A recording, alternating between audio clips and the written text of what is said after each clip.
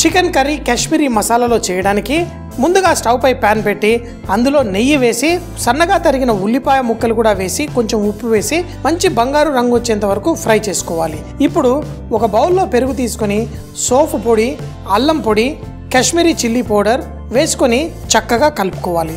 ఉల్లిపాయలు బ్రౌన్ అయిన వెంటనే అందులో కొంచెం ఇంగువ వేసి ఈ పెరుగు మసాలా మిశ్రమాన్ని అందులో వేసి చక్కగా కలుపుకోవాలి. దీంట్లో అల్లం వెల్లుల్లి పేస్టు, జీలకర్ర పొడి, ధనియాల పొడి కూడా వేసి మూత పెట్టి ఒక 10 నిమిషాల పాటు స్లోగా కుక్ చేసుకోవాలి. ఎప్పుడైతే నూనె తేలుతుందో అందులో చికెన్ ముక్కలు కూడా వేసి మరో 10-15 నిమిషాల పాటు చక్కగా కుక్ చేసుకుంటే ఈ చికెన్ కర్రీ రెడీ అవుతుంది.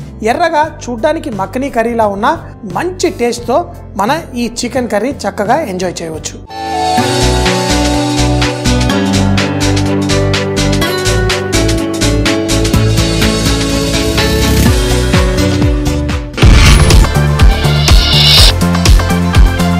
ఈటీవీ అభిరుచి, మీ వంటింటి నేస్తం.